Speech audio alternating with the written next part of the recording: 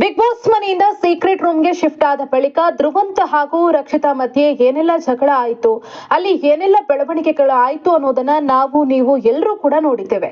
ಅದರಲ್ಲೂ ಕೂಡ ಮುಖ್ಯವಾಗಿ ಇವರ ರಿಯಲ್ ವ್ಯಕ್ತಿತ್ವ ಏನು ಅನ್ನೋದು ವೀಕ್ಷಕರಿಗೆ ಇನ್ನಷ್ಟು ಪರಿಚಿತ ಆಯಿತು. ಕೆಲವೊಂದು ಪಾಸಿಟಿವ್ ವಿಚಾರಗಳು ಹೆಚ್ಚು ಸದ್ದು ಮಾಡಿದ್ರೆ, ಒಂದಷ್ಟು ನೆಗೆಟಿವ್ ವಿಚಾರಗಳು ಕೂಡ ಅಷ್ಟೇ ಮಟ್ಟಿಗೆ ಸದ್ದು ಮಾಡಿದಂತೂ ಸುಳ್ಳಲ್ಲ. ಇಲ್ಲಿ ಒಂದು ವಿಚಾರವನ್ನ ನೀವು ಗಮನಿಸಿರಬಹುದು. ರಕ್ಷಿತಾ ಶೆಟ್ಟಿ ಅಶ್ವಿನಿ ಗೌಡ ಅವರ ಬಗ್ಗೆ ಮಾತನಾಡಿದಂತಹ ಆ ಒಂದು ಮಾತು ಅವರ ರಿಯಲ್ ವ್ಯಕ್ತಿತ್ವ ಏನು ಅನ್ನೋದನ್ನ ಎಲ್ರಿಗೂ ಕೂಡ ತಿಳಿಸುವ ಹಾಗೆ ಮಾಡಿತ್ತು. ಜೊತೆಗೆ ಸಾಕಷ್ಟು ಜನ ಅವರ ಮಾತಿಗೆ ಮೆಚ್ಚುಗೆಯನ್ನ ಕೂಡ ವ್ಯಕ್ತಪಡಿಸಿದ್ರು. ಈ ವಿಚಾರಕ್ಕೆ ಸಂಬಂಧಪಟ್ಟಂತೆ ಈ ಹಿಂದೆ ಒಂದು ವಿಡಿಯೋವನ್ನ ನಾನು ಪೋಸ್ಟ್ ಮಾಡಿದ್ದೆ. ಅಶ್ವಿನಿ ಗೌಡ ಅವರಿಂದ ಬಿಗ್ ಬಾಸ್ ಮನೆಯಲ್ಲಿ ಸಾಕಷ್ಟು ಅವಮಾನಗಳನ್ನ ಎದುರಿಸಿದ ಸ್ಪರ್ಧಿ ಅಂದ್ರೆ ಅದು ರಕ್ಷಿತಾ ಶೆಟ್ಟಿ. ರಕ್ಷಿತಾ ಮೇಲೆ ಸುಳ್ಳು ಆರೋಪವನ್ನ ಮಾಡ್ತಾರೆ. ಆಕೆಯನ್ನ ಎಸ್ ಕ್ಯಾಟಗರಿ ಅಂತ ಕರೀತಾರೆ, ದೆವ್ವ ಅಂತ ಕರೀತಾರೆ.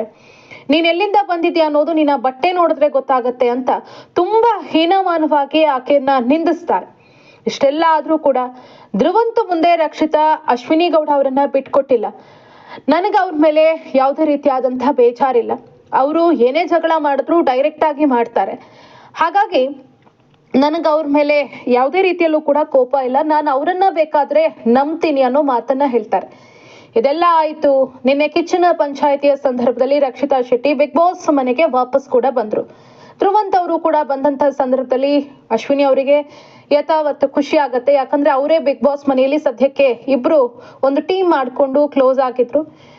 ಅಶ್ವಿನಿ ಗೌಡ ಅವರನ್ನ ಸಿಕ್ಕಾಪಟ್ಟೆ ಹೊಗಳ್ತಾನೆ ಇರ್ತಾರೆ ಧ್ರುವಂತ್ ಅವರು. ಇನ್ನು ಎಲ್ಲರೂ ಕೂಡ ಸಾಮಾನ್ಯ ಬಿಗ್ ಬಾಸ್ ಮನೆಯಿಂದ ಸೀಕ್ರೆಟ್ ರೂಮ್ಗೆ ಶಿಫ್ಟ್ ಆಗಿದ್ದಾರೆ ಅಂದಾಕ್ಷಣ ವಾಪಸ್ ಬಂದಂತ ಸಮಯದಲ್ಲಿ ಅವ್ರ ಬಳಿ ಅಲ್ಲಿ ಹೇಗಿತ್ತು ಅದು ಇದು ಅಂತ ವಿಚಾರಿಸೋದು. ಅಶ್ವಿನಿ ಗೌಡ ವಿಚಾರಿಸಿದ ಸಂದರ್ಭದಲ್ಲಿ ಧ್ರುವಂತ್ ಬಹುತೇಕ ರಕ್ಷಿತಾ ಅವರ ಬಗ್ಗೆ ಮಾತನಾಡಿದ್ರು. ಆಕೆ ಹಾಗ್ ಮಾಡಿದ್ಲು ಹೀಗ್ ಮಾಡಿದ್ಲು ಅನ್ನೋದನ್ನ ಒಂದಷ್ಟು ಆರೋಪಗಳನ್ನ ಧ್ರುವಂತ್ ಅವರು ಮಾಡಿದ್ರು. ಧ್ರುವಂತ್ ಮಾತಿಗೆ ಹೇಳ್ತಾರೆ, ನನಗೆ ನಾಟಕ ಮಾಡೋದಕ್ ಬರಲ್ಲ. ನಾನು ಏನೇ ಹೇಳಿದ್ರು ಕೂಡ ಸತ್ಯವನ್ನೇ ಹೇಳ್ತೀನಿ. ನಾನು ಯಾರಿಗೂ ಕೂಡ ಮೋಸ ಮಾಡಲ್ಲ ಅನ್ನೋ ಮಾತನ್ನೇ ಹೇಳ್ತಾರೆ. ಅಲ್ಲಿ ಅಶ್ವಿನಿ ಗೌಡ ಅವರ ತಲೆಯಲ್ಲಿ ರಕ್ಷಿತಾ ಬಗ್ಗೆ ಒಂದಷ್ಟು ನೆಗೆಟಿವ್ ವಿಚಾರಗಳನ್ನೇ ಅವರು ಬಿತ್ತಿದ್ರು ಹೊರತು ರಕ್ಷಿತಾ ನಿಮ್ಮ ಬಗ್ಗೆ ಒಂದೊಳ್ಳೆ ಮಾತಾಡಿದ್ರು, ನಿಮ್ ಬಗ್ಗೆ ಆಕೆಗೆ ಬೇಜಾರಿಲ್ಲ ಅನ್ನೋ ಮಾತನ್ನ ಧ್ರುವಂತ್ ಹೇಳಿಲ್ಲ. ಒಂದು ವೇಳೆ ಧ್ರುವಂತ್ ನಿಜವಾಗಿಯೂ ಒಳ್ಳೆಯ ವ್ಯಕ್ತಿತ್ವವನ್ನ ಹೊಂದಿದವರು ಅಥವಾ ನಿಜವಾಗ್ಲೂ ಒಂದು ಸಂಬಂಧವನ್ನ ಇನ್ನಷ್ಟು ಚೆನ್ನಾಗಿ ಮಾಡ್ಬೇಕು ಅನ್ನೋ ಮನಸ್ಸಿರೋರಾದ್ರೆ ಖಂಡಿತವಾಗ್ಲೂ ಮೇಡಮ್ ನಿಮ್ಮ ಬಗ್ಗೆ ರಕ್ಷಿತಾ ಈ ರೀತಿ ಹೇಳಿದ್ರು, ಆಕೆಗೆ ನಿಮ್ ಬಗ್ಗೆ ಈ ರೀತಿಯಾದಂತಹ ಒಪಿನಿಯನ್ ಇದೆ ಅನ್ನೋ ಮಾತನ್ನ ಹೇಳ್ಬೋದಿತ್ತು. ಆ ಕೆಲಸವನ್ನ ಧ್ರುವಂತ್ ಮಾಡೋದಿಲ್ಲ. ಇನ್ನು ಧ್ರುವಂತ್ ಅವರು ಆ ರೀತಿ ಹೇಳಿದಂತಹ ಸಂದರ್ಭದಲ್ಲಿ ನೆಗೆಟಿವ್ ವಿಚಾರಗಳನ್ನ ಒಂದಷ್ಟು ಹೇಳಿದಂತಹ ಸಂದರ್ಭದಲ್ಲಿ ಅಶ್ವಿನಿ ಗೌಡ ಕೂಡ ಅದು ರಿಯಲ್ ಅನ್ನೋ ರೀತಿಯಲ್ಲೇ ಅಭಿಪ್ರಾಯವನ್ನ ವ್ಯಕ್ತಪಡಿಸಿದ್ದನ್ನ ನಾವು ಗಮನಿಸಬಹುದು. ಬಿಗ್ ಬಾಸ್ ಮನೆಯಲ್ಲಿ ಧ್ರುವಂತ್ ಇದ್ದಾಗ್ಲೂ ಕೂಡ ರಕ್ಷಿತಾ ಅವರ ಬಗ್ಗೆ ಇದೇ ರೀತಿ ಆರೋಪಗಳನ್ನ ಮಾಡ್ತಾ ಬಂದ್ರು. ರಕ್ಷಿತಾ ಬಗ್ಗೆ ನನ್ಗೆಲ್ಲವೂ ಕೂಡ ಗೊತ್ತಿದೆ, ಆಕೆ ಫೇಕ್ ಅನ್ನೋ ರೀತಿಯಲ್ಲಿ ಪದೇ ಪದೇ ಒಂದಷ್ಟು ಕಿವಿಗಳಿಗೆ ತುಂಬಿಸುವಂತಹ ಕೆಲಸವನ್ನ ಮಾಡ್ತಾನೆ ಬಂದ್ರು. ಆದ್ರೆ ಅನೇಕ ಸಂದರ್ಭದಲ್ಲಿ ರಕ್ಷಿತಾ ಅವರ ರಿಯಲ್ ವ್ಯಕ್ತಿತ್ವ ಏನು ಅನ್ನೋದು ಜನರಿಗೆ ಪ್ರೂವ್ ಆಗ್ತಾನೆ ಹೋಯ್ತು. ಇದೀಗ ಧ್ರುವಂತ್ ಮತ್ತೆ ಅಂಥದೇ ಕೆಲಸವನ್ನ ವಾಪಸ್ ಬಂದ್ ಮಾಡಿದ್ದಾರೆ. ಇಲ್ಲಿ ಒಂದಷ್ಟು ವಿಚಾರವನ್ನ ನೀವು ಗಮನಿಸಿರಬಹುದು. ರಕ್ಷಿತಾ ಶೆಟ್ಟಿ ವಾಪಸ್ ಬಂದಾಗ ಅಶ್ವಿನಿ ಗೌಡ ಯಾವುದೇ ರೀತಿಯಲ್ಲೂ ಕೂಡ ರಿಯಾಕ್ಟ್ ಮಾಡೋದಿಲ್ಲ ಸರಿಯಾಗಿ. ಅವರು ಧ್ರುವಂತ್ ಅವರನ್ನೇ ಗಮನಕ್ಕೆ ತೆಗೆದುಕೊಳ್ತಾರೆ, ಅವ್ರ ಜೊತೆನೆ ಮಾತಾಡ್ತಾರೆ. ಬಿಗ್ ಬಾಸ್ ಮನೆಯಲ್ಲಿ ಇಲ್ಲದೆ ಇದ್ದಂತಹ ಸಂದರ್ಭದಲ್ಲಿ ರಕ್ಷಿತಾ ಬಗ್ಗೆ ಸಾಕಷ್ಟು ಮಾತುಗಳನ್ನ ಆಡ್ತಾ ಇದ್ದಂತಹ ಅಶ್ವಿನಿ ಗೌಡ ವಾಪಸ್ ಬಂದಾಗ ರಕ್ಷಿತಾ ಅವ್ರ ಜೊತೆ ಯಾಕೆ ಮಾತಾಡಿಲ್ಲ? ಹಾಗಾದ್ರೆ ರಕ್ಷಿತಾ ಶೆಟ್ಟಿ ಇಲ್ಲದಾಗ ಹಾಗಾದ್ರೆ ಅಶ್ವಿನಿ ಗೌಡ ಮಾಡಿದೆಲ್ಲವೂ ಡ್ರಾಮವ? ಏನಾದ್ರೂ ತನಗೆ ಲಾಭ ಆಗತ್ತೆ ಅನ್ನೋ ಕಾರಣಕ್ಕೆ ಅಶ್ವಿನಿ ಗೌಡ ರಕ್ಷಿತಾ ಅವ್ರನ್ನ ನೆನಪಿಸ್ಕೊಳ್ತಿದ್ರ ಅನ್ನೋ ಅನುಮಾನ ಮೂಡುತ್ತೆ. ಇಲ್ಲಿ ಧ್ರುವಂತ್ ಅವರು ಕೂಡ ಅದೇ ಕೆಲಸವನ್ನ ಮಾಡಿದ್ದಾರೆ. ನಿಜವಾಗ್ಲೂ ಧ್ರುವಂತ್ ಅವರಿಗೆ ರಕ್ಷಿತಾ ಬಗ್ಗೆ ಒಂದು ಗೌರವ ಇದ್ದಿದ್ರೆ ಅಥವಾ ಆಕೆ ಒಳ್ಳೇದನ್ನ ಮಾಡಿದ್ದಾಳೆ ಅದನ್ನ ಹೇಳ್ಬೇಕು ಅನ್ನೋ ಮನಸ್ಸಿದ್ರೆ ಅಶ್ವಿನಿ ಗೌಡ ಅವರ ಬಳಿ ಅವರು ಹೇಳ್ಬಹುದಿತ್ತು, ನಿಮ್ ಬಗ್ಗೆ ಈ ರೀತಿ ಒಪಿನಿಯನ್ ಇದೆ ಮೇಡಮ್ ಅಂತ.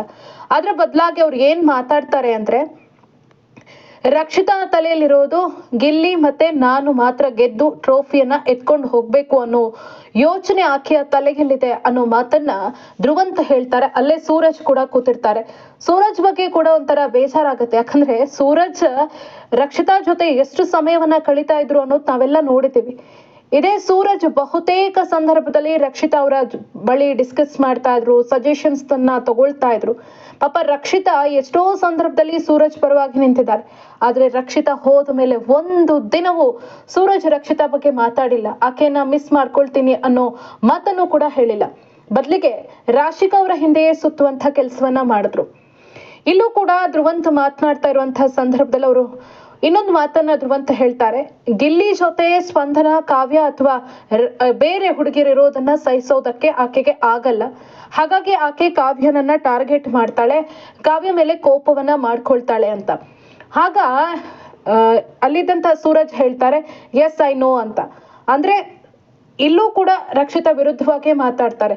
ಇಲ್ಲೂ ಕೂಡ ಒಂದಷ್ಟು ನೆಗೆಟಿವ್ ವಿಚಾರವನ್ನೇ ತುಂಬುವಂತಹ ಕೆಲಸವನ್ನ ಧ್ರುವಂತ್ ಮಾಡ್ತಾರೆ. ಅದಕ್ಕೆ ಸೂರಜ್ ಕೂಡ ತಲೆಲ್ಲಾಡಿಸಿದ್ದು ನಿಜಕ್ಕೂ ಅಚ್ಚರಿ ಅಂತ ಅನ್ಸುತ್ತು. ಆಕೆ ಬಂದಾಗ ಟಾಸ್ಕ್ ಹೇಗಿತ್ತು ಹಾಗಿತ್ತು ಅಂತ ಆಕೆ ಜೊತೆ ಮಾತಾಡಿದಂತಹ ಸೂರಜ್ ಬೆನ್ನ ಹಿಂದೆ ಈ ರೀತಿ ಮಾತಾಡ್ತಾರೆ. ಅವರಿಂದಲೂ ಕೂಡ ಇಂಥದ್ದೊಂದು ಬಿಹೇವಿಯರ್ ಯಾರು ಕೂಡ ನಿರೀಕ್ಷೆ ಮಾಡಿರ್ಲಿಲ್ಲ. ಯಾಕಂದ್ರೆ ಅನೇಕ ಸಂದರ್ಭದಲ್ಲಿ ಸೂರಜ್ಗೆ ಸಪೋರ್ಟ್ ಮಾಡಿದ್ದಾರೆ. ಹೀಗಿರುವಾಗ ಅವರು ಆ ರೀತಿ ಮಾತುಗಳನ್ನ ಆಡಬಾರ್ದಿತ್ತು. ಅದರಲ್ಲೂ ಕೂಡ ಧ್ರುವಂತ್ ಬಂದು ಇಂತಹ ವಿಚಾರವನ್ನ ಹೈಲೈಟ್ ಮಾಡಿ ಹೇಳಿದ್ದು ಸಾಕಷ್ಟು ಜನರಿಗೆ ಕೋಪವನ್ನ ತರಿಸಿದೆ. ರಕ್ಷಿತಾ ಅವರನ್ನ ಇಷ್ಟಪಡುವಂತಹ ಮಂದಿಗೆ ಸುಮ್ಮನೆ ಬಂದ ತಕ್ಷಣ ಆಕೆಯ ಮೇಲೆ ಒಂದಷ್ಟು ಆರೋಪವನ್ನ ಮಾಡುವಂತ ಅವಶ್ಯಕತೆ ಏನಿತ್ತು ಅಂತ ಪ್ರಶ್ನೆಯನ್ನ ಮಾಡ್ತಿದ್ದಾರೆ.